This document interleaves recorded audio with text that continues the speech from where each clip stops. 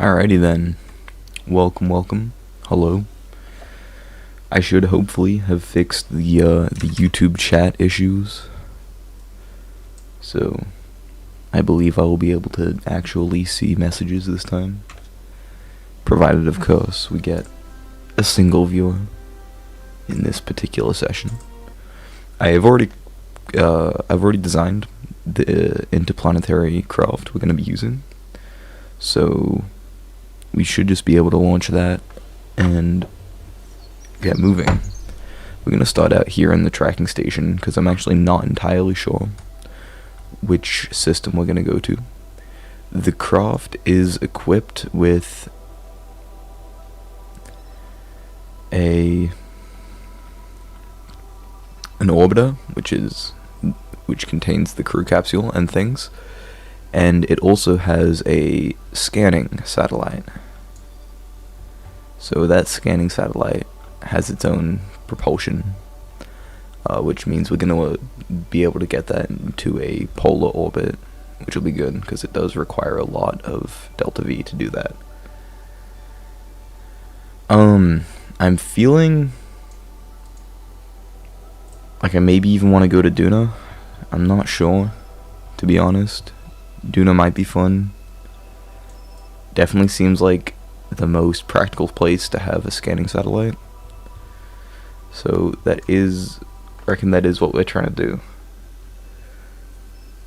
So we want a time warp. Where's Kerbin? We want a time warp until draw a 45 degree from Kerbin to the sun to Duna. We want Duna to be at 45 degrees. And, I don't got no protractor, but you should hopefully be able to just eyeball that fairly effectively.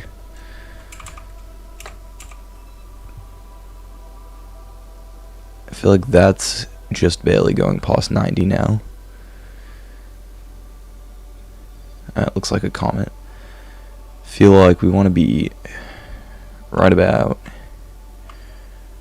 here for our transfer window. This seems good. So I'm gonna pop down a save file.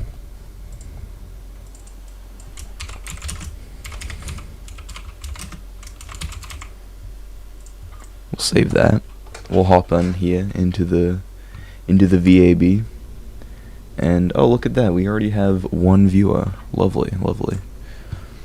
We'll hop in here into the VAB, and instead of doing our very interesting helicopter shenanigans, we can get our interplanetary craft. If KSP was a little more optimized, jeez. Alright, you can see here we have some asparagus staged liquid fuel boosters. Those are going to be helpful for actually getting us into a stable orbit initially. We actually get fully into orbit with just this bottom stage altogether. We've got a second stage powered by the Cheetah engine, which will be good, with just a small fuel tank to help boost us into an orbit if we don't get there with this bottom stage. And then we have this nuclear-powered liquid fuel stage. This stage should be enough to get us to Duna and back on its own. And of course, once we get to Duna, we'll be dropping off this scanner. And we'll use the science equipment on board so that we can take these measurements, put them in this science storage unit, and then send it back to Kerbin with the crew. Which, before I forget, let me actually add a couple parachutes to this thing. That would be quite sad, wouldn't it? If we got through our entire mission and we were unable to, instead of having EVA repair kits, we don't need those. Let me instead grab some experiment kits, because those are going to be much more useful. Either way, that's the craft. I'm going to go ahead and launch it. The goal is to go into an equatorial orbit We're gonna do a gravity turn, and we're going to go ahead and get a nice eccentric orbit. So we're gonna burn that first stage almost entirely to help raise our apoapsis to about 700,000 meters, and that nice eccentric orbit is going to allow us to utilize the O-berth effect and really make that a nice efficient maneuver when we actually start expanding our orbit to do our Mon gravity assist. This is going to be my first time doing an actual gravity assist, so bear with me. It will probably be very inefficient. I did a little bit of a test run yesterday. It did seem to help.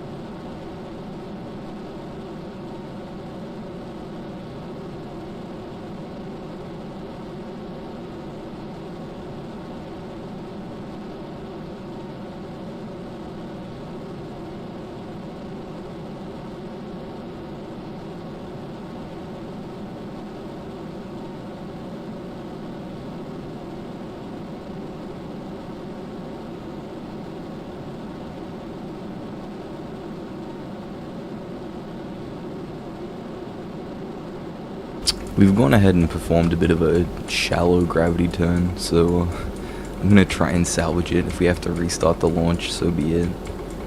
But ideally you'd be higher in the atmosphere before gaining this much speed, because then you have the issue of you just start burning up as you're traveling 2,000 meters per second below 40,000 feet.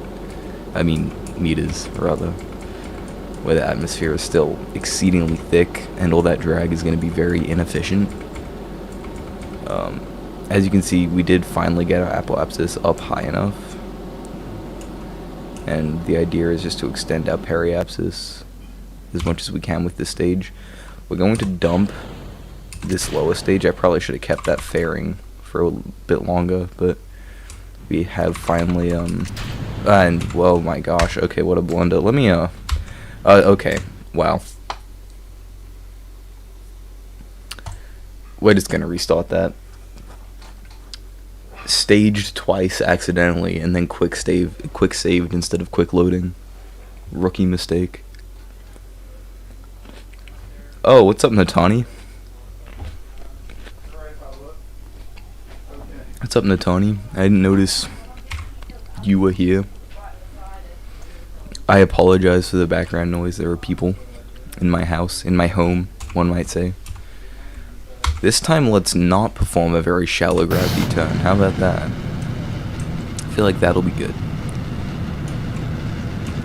I feel like not traveling at orbital speeds while still within the atmosphere might be a better strategy.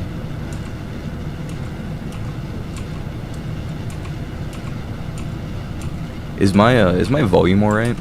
Am I too loud, too quiet?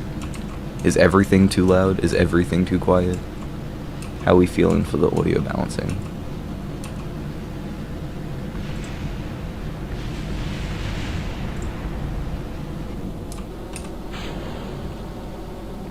No, it's perfect. Okay, that's good, that's good. I'm so glad my boom arm finally came in, so A, I can sit more comfortably, and B, the microphone should be in a nice position, and it shouldn't be constantly producing noise from getting bumped. But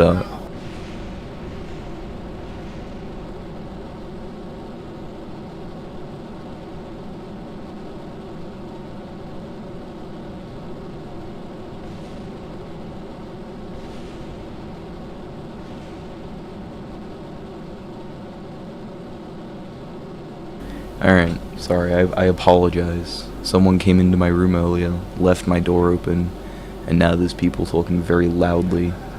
How do you talk to women? I'm struggling. See, what you do, you take inspo from very, very successful people. See, say you're a 17-year-old boy. I don't know how old you are. Say you're that old.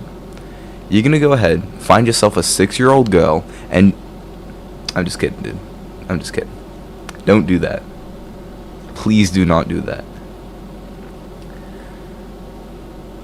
Don't approach minors, young children. No. Not bet. Do not approach the do not approach a 6-year-old girl. Please, I beg you. You will get yourself a restraining order and probably arrested.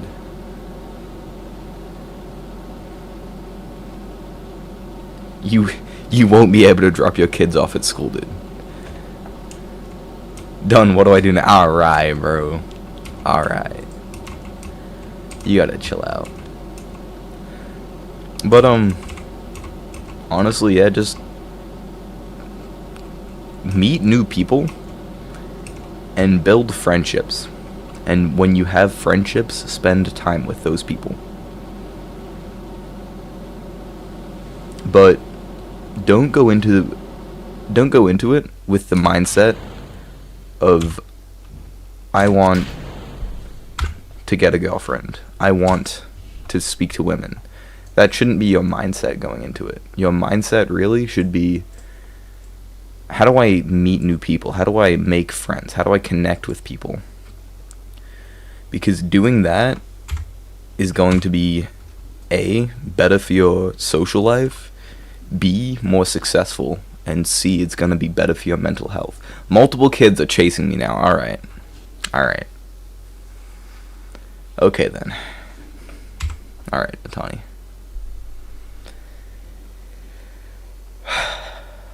Multiple kids are chasing me now. Alright. What are we doing here, bro?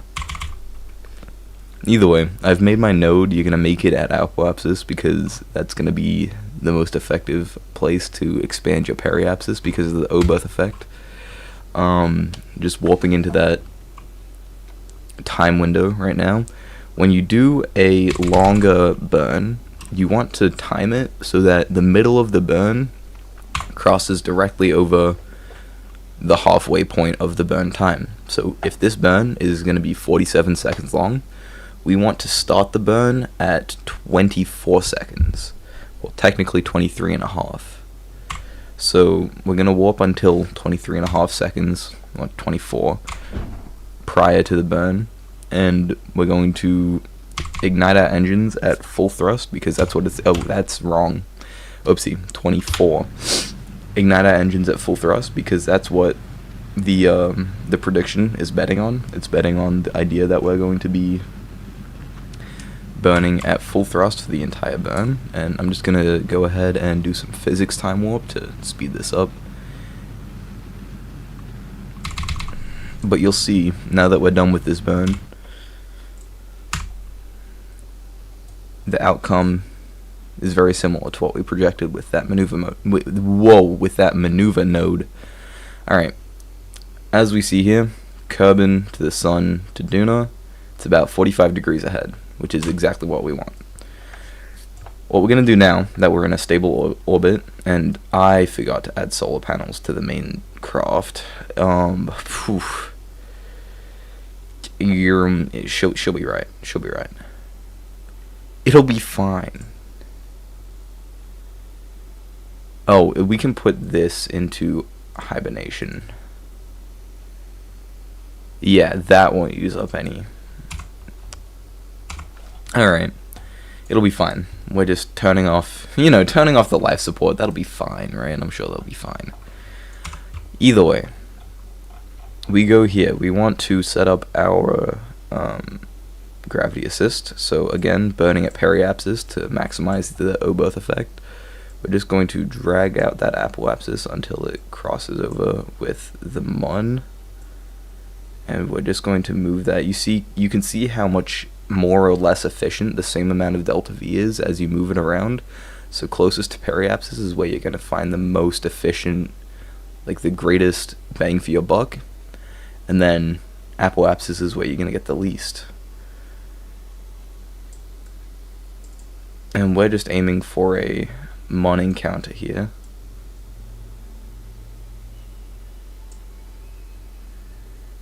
And I forgot how to skip orbits. How do you do that? How do you jump ahead orbits? Then you like right click it? Yeah. We'll just, okay, let me zoom out, please. Let me zoom out. Jeez. Okay. Oh my gosh. Maneuver. Bro. Let me. Okay. I guess I don't get to zoom out. Why can't I zoom? Okay, bro. Okay. But don't burn.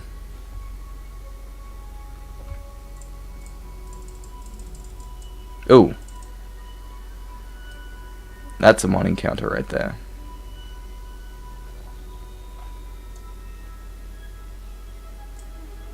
And you can see if we wait 2 orbits, that's going to get us...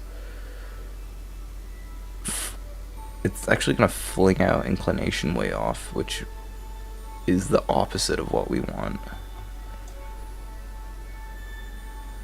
And I don't think we get any more encounters after that, do we? Oh, we do, but I also don't think that's exactly what we want either. What's our projected apoapsis / periapsis for that? Curb and escape? Is that worth the amount of delta V we save?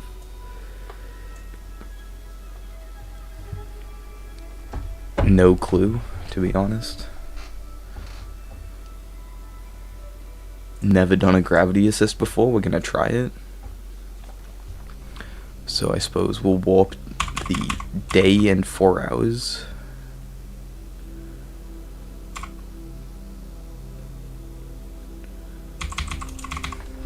Alright.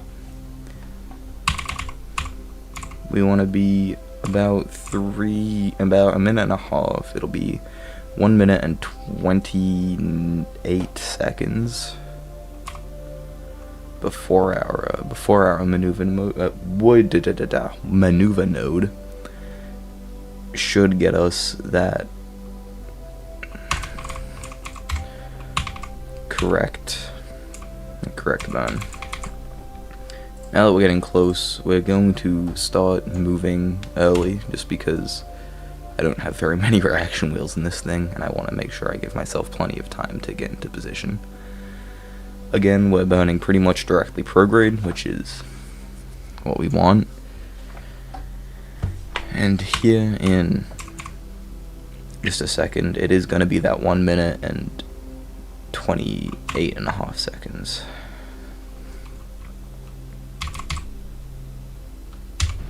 There we go. So that's our burn. Of course, we don't have to wait the actual whole 2 minutes and 50 seconds. We can accelerate that, but it's still going to be a good 30-second long burn.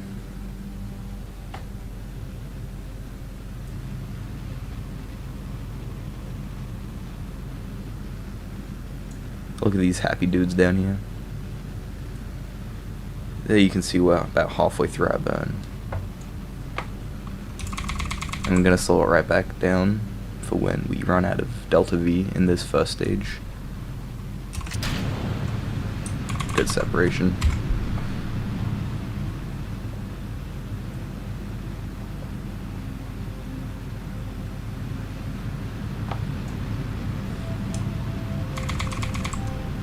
And we're going to cut out this burn right when it says to.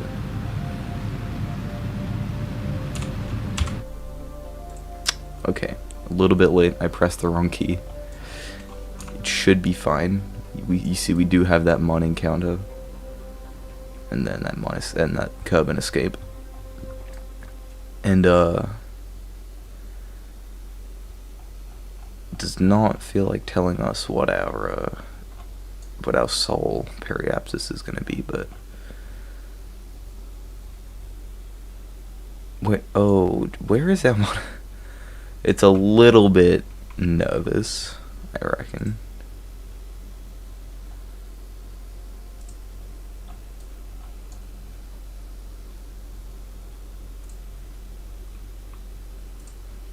Oh, don't add maneuver there. No. Warp there. Warp to where you think the mon is going to get to us. So it'll be on our next time around. I'm going to cancel that time warp. It looks like we should hopefully not crash into the moon. Maybe. But we'll see once we finally get our encounter. Of course we are going to crash into the moon. Lovely. We should be able to remedy that by just burning prograde until we get our periapsis above the surface of the moon. 10,000 should be safe. But you can see that does change how much that quote-unquote gravity assist is going to help us. It genuinely is probably less efficient to do it this way. But, what am I doing? It's definitely less efficient to do it this way. What is wrong with me?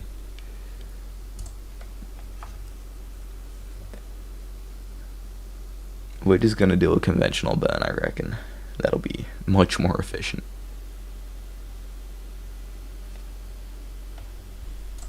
Go into the tracking station and we'll find our craft.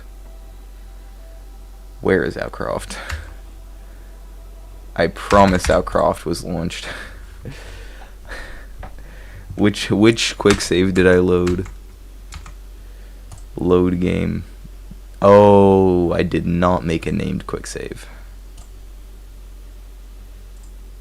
Is this the correct quick save? This is my only other option. If not, I've botched that entire flight. Here we are. But this is, okay, we'll see it through. We'll see it through. How about that? It'll be fine. We'll time warp right on past the moon. As you can see. Look at him over there. We're on the dark side at the moment. Still have plenty of electrocharge, which is ideal.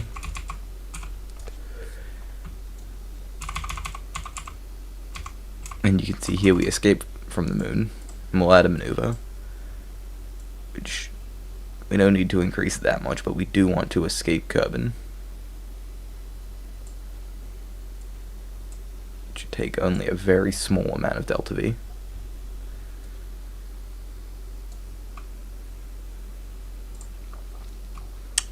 So we'll go ahead, we'll make that burn. In 3 hours. It's a 6-second burn, so we'll start 3 seconds before the node.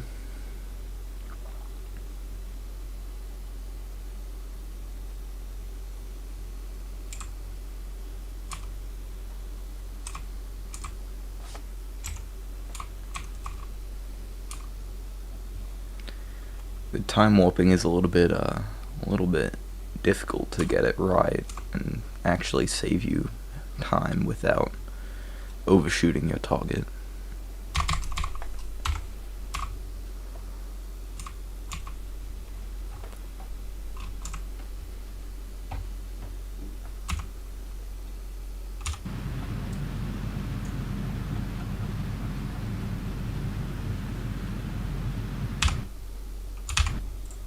Gorgeous.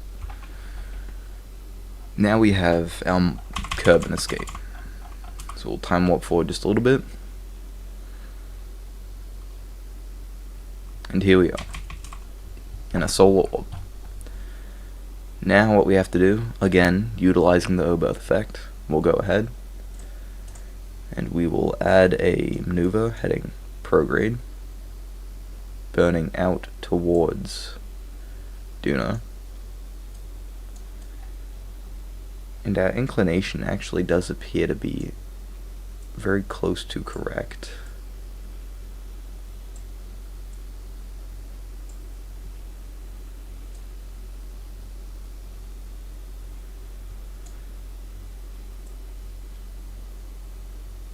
Because we don't have a very eccentric orbit, the Oberth effect is not going to be especially large. You see there, that's our encounter that we're going for. That's our Duna encounter. So we'll make that burn. Definitely chuck on a quick save right here. And that's how we're going to actually get to that other planet. You can see down here, we have a projected 5,000 meters per second of delta V. So if you cut that in half, 2,500, as long as our total delta V to get to and from this position here is less than 2,500 meters per second, we should be able to return to Kerbin. I'm actually going to pop down a quick a named save right here.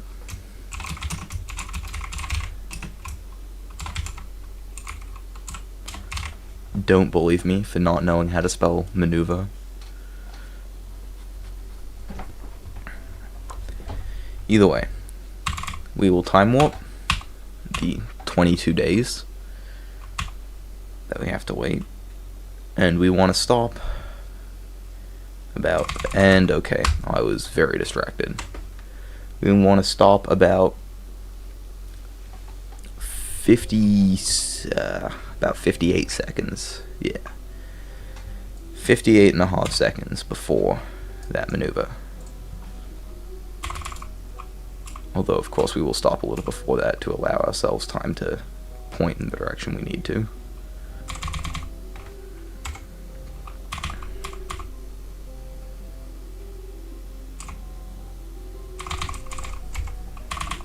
Without overshooting our target this time.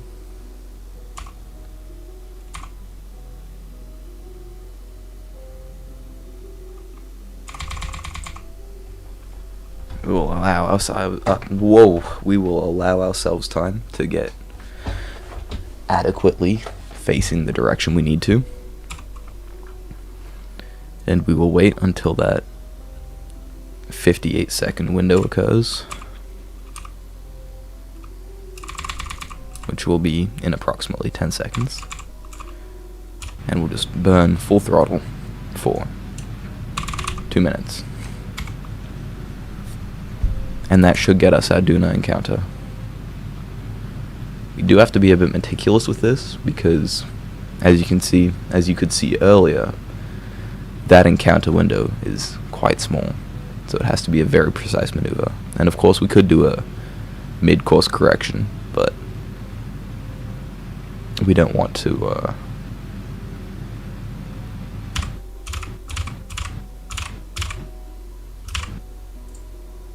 and you can see even without that maneuver we have this encounter right here, which is perfect. So now we'll go ahead, we'll warp until we reach our Duna encounter, which will be in about a year as we are orbiting at the same time as Duna. We of course don't want that to be physics time warp because that is capped at 4 times speed. We want that to be regular time warp, obviously. Now you can see up here in the top left how that connection just deteriorated all the way down to absolutely no connection. That's one of the reasons we have this satellite here, because once we get a couple in solar orbit and in Kerbin orbit, that'll allow us interplanetary connections, which will be very helpful.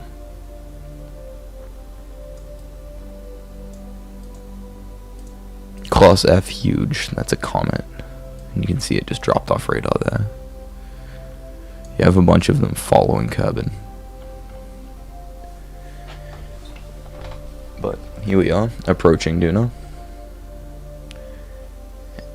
And if we look on the map screen, we should be able to see somewhere nearby.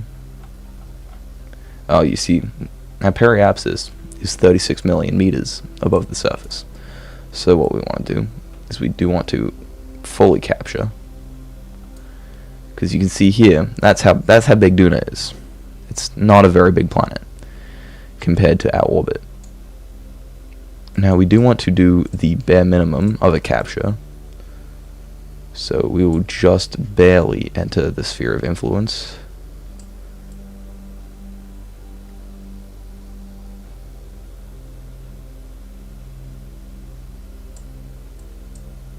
There. It'll be a 900 meter per second burn. What that means for us is it's going to be about 900 on the way back, plus that other 600, but that's still less than 2600, so we should be able to return. This is good. This is very good for us. What this is going to allow us to do is we'll be able to drop off this satellite, which is going to do its own course correction and put itself into a polar orbit around Duna, so it can utilize this big old chunky scanner on top, while also maintaining the thrust-to-weight ratio of these 6 nuclear engines, instead of the abysmal thrust-to-weight ratio of these 5 ionic engines. But that's why we have such an efficient and high energy main. I feel like mothership is the right word for it. But we'll go ahead here. We'll get to 1 minute and 5 seconds. That's going to be our burn time, because of course you want to split it in half without overshooting your bloody burn node.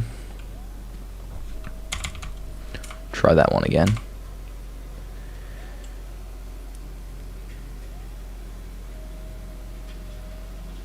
Yeah, 1 minute and 6 seconds. Let's not overshoot that burn node this time.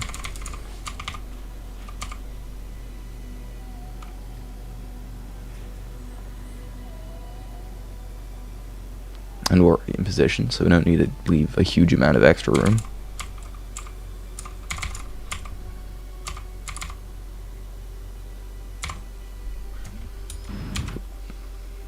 Accidentally bumped it. It's fine. And there we go. We're going to perform this burn, which is almost 1,000 meters per second of delta V. Not necessarily ideal, but it is what it is.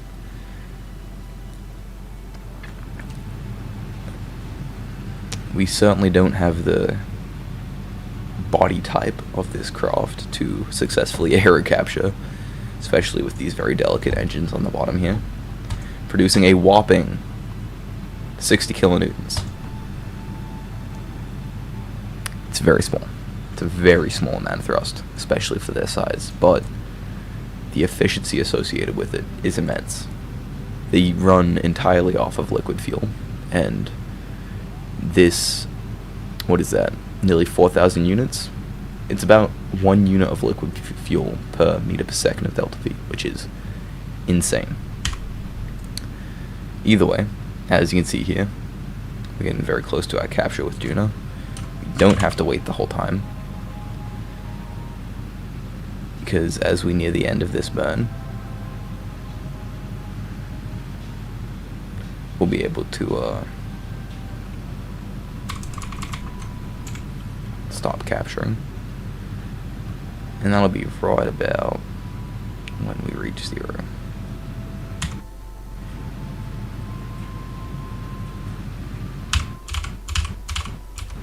And I burned too much. I thought I was too little, but it was too much. Not a big deal. You can see here we still have 3,000 meters per second. When we left Kerbin, we had just under 5,000. That means we've spent less than the half to actually get back to Kerbin, so we should be successful in returning with our 3 lovely Kerbals here. Calfred, which is over here, we've got Graydon over here, and we have, who we use? Staley.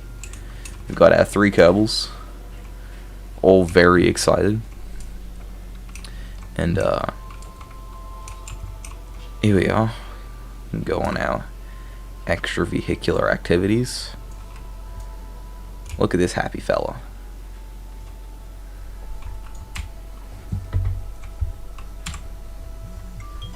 But there you go.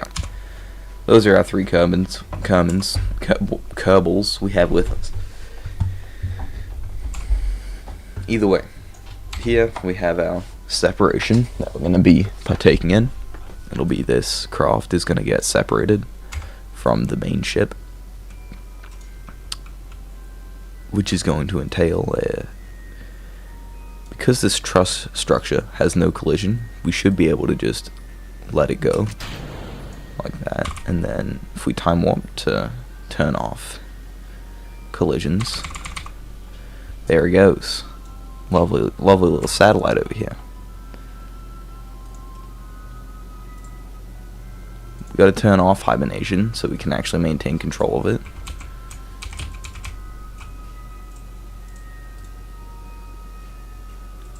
And we'll go ahead and extend these solar panels, despite their reduced efficiency at this distance from the sun. Now we do have a limited probe control because of this, but we can have it face the basic directions, which is good. Looks a bit strange, doesn't it? I don't remember exactly when it's most efficient to do an inclination change. It might be... Oh, mate, you're kidding me. I should have thought this through a little more, I reckon. You see, we don't have the ability to make a maneuver node with that satellite right there, but because our orbits are almost exactly the same, we can actually use this craft here to see which, whoa, that was quick, which maneuvers we might want to perform. Definitely not that.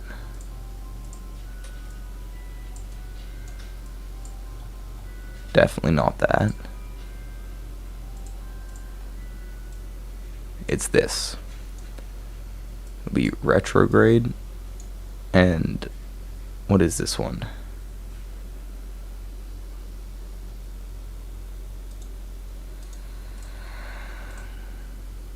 Is this normal or anti-normal? I can't tell, mate.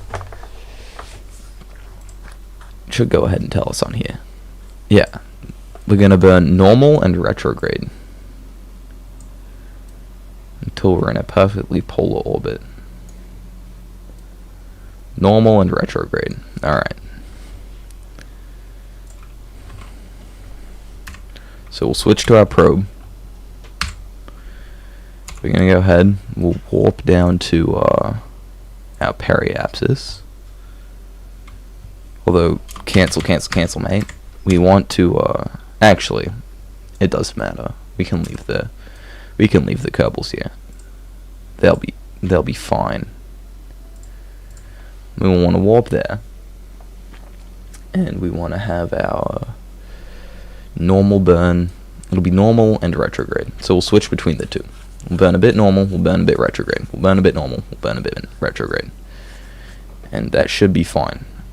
Should have probably left more space because now we've surpassed our periapsis. We'll go ahead and warp again. We're not on any sort of time constraint here.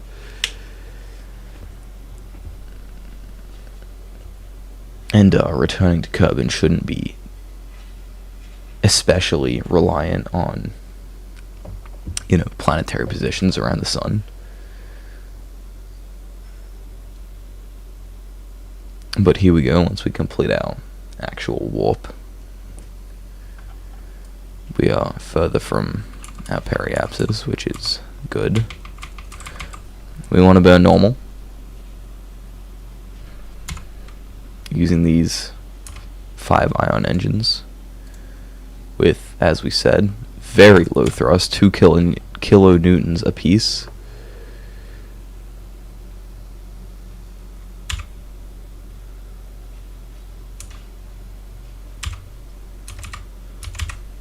To produce what appears to be a perfectly polar orbit. Lovely. That's our inclination change. Everything else should be much more simple. Now, if you see here, and you say perform orbital survey, you say, you must be in a stable polar orbit between 32 kilometers and, what was the other one? 32 kilometers and 1500 kilometers. So we need to get below 1500 kilometers. Should be simple. We'll go to apoapsis, because that's what that's when it's going to be most efficient because of dear old Oberth effect. And we're gonna burn retrograde, and that retrograde burn is going to go ahead and lower our periapsis to a much more respectable, what do we say, 1500 kilometers? We want this middle number to say 15. So as you can see, a very, very low periapsis compared to what we have now.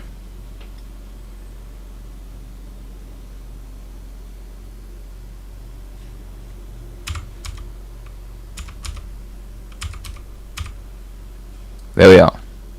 We're going to go for about 100,000. A little above, 120, right? But as you can see here, we're going to burn down. Just raw dogging these maneuvers because we can't create maneuver nodes. And you can see here our orbital velocity is quite high compared to other locations, which is why it is so much more efficient to perform retrograde and prograde changes at periapsis or apoapsis. But you see here, we reduce our apoapsis right down, and we want that to also be below 150,000 kilometers. Did it say 150,000 kilometers? Well, we're definitely well within that limit now then. Oh, it totally did, didn't it? It most certainly did. 1,500 kilometers. So we're at 100 kilometers. What's this at? 200 kilometers. 1,500,000. So we'll go for 1,200,000.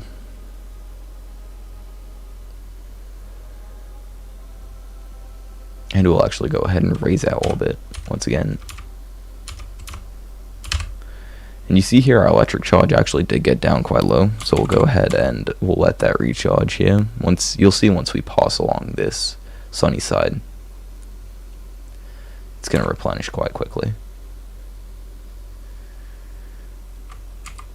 And here we are again performing a prograde burn this time instead, because we want to raise our periapsis to be a similar 1,250,000.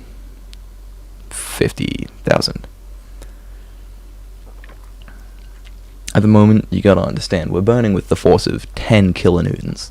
That is a marginal amount at this point. And we're actually going to split that into 2 burns because we're not quite at apoapsis yet. It's going to be much more efficient the closer you get.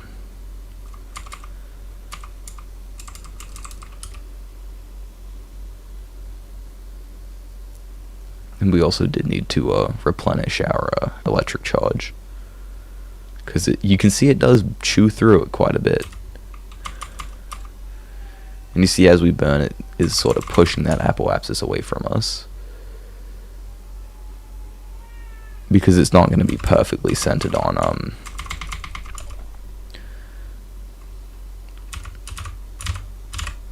there we go. Lovely. That's a 3 kilometer difference, which is not too bad. That is our polar orbit. As you can see, lovely red planet right there. You don't have to face radial in. I just like to because I think it looks better. Because you got this lovely scanner pointing directly at the planet's surface. We have no actual control over the rotation, unfortunately. Unfortunately, because we have no curb net connection. But, it's not a big deal. We'll go ahead, perform orbital survey. No usable in-range comms devices that... What'd you say? Cannot transmit data. Ah, right. That's fine. The reason it's saying that is because it doesn't have anything to transmit to. So, if we came back here with some sort of mining vessel, which is the only reason to have a scanner satellite like this, is if you have a mining vessel going down to the surface, then we would be able to use this scanner. So that's the only reason it's saying this, but this is a successful installation, which is quite fortunate. Now, the final step here is going to be getting our lovely Kerbals back to Kerbin. Now, with their 3,500 meters per second at delta V, this task should not be too tedious, provided, of course, we don't make some sort of silly mistake.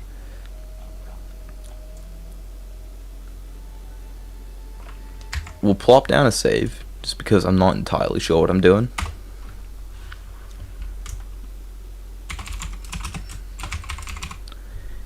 And we're just gonna go ahead and burn prograde, I reckon. Get back into that solar orbit, and we'll go from there, mate. So we'll go ahead. We'll warp to our maneuver in about a month, 30 days time.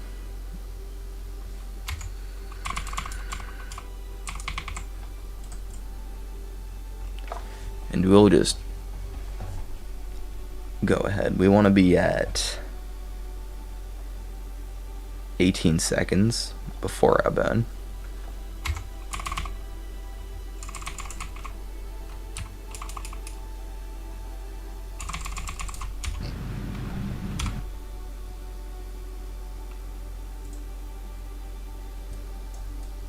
And then we want to burn at apoapsis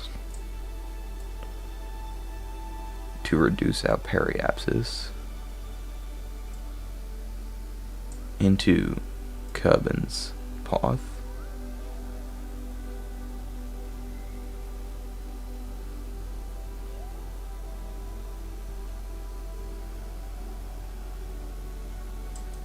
You can see pretty simply it is crossing over with Kerbin's path travel. Just might depend on, skipping a couple of orbits. You see right there, that's our encounter. So, we'll go ahead, plop down a quick save, and we're going to warp the 38 years that these bloody Kerbals have to wait to be able to actually return to Kerbin. These poor fellas.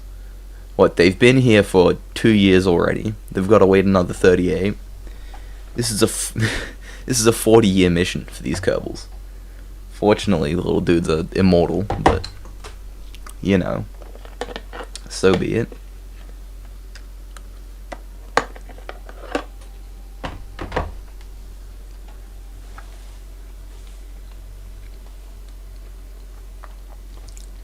The real logistical issue you find there is in the fact that if this were a real mission, you'd have to have the resources to keep someone there for a whole 40 years. Also, the other bad thing is that even at our max time warp speed,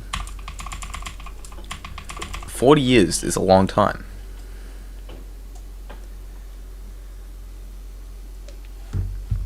Alright? Does not go quickly. So we do just kind of have to wait for these orbits to pass.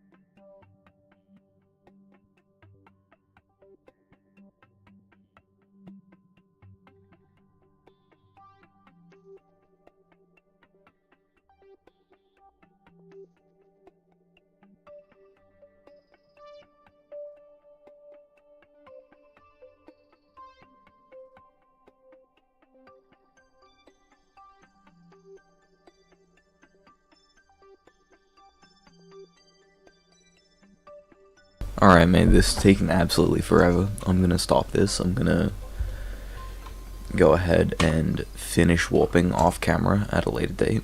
And I'm going to go ahead and switch up what we're doing.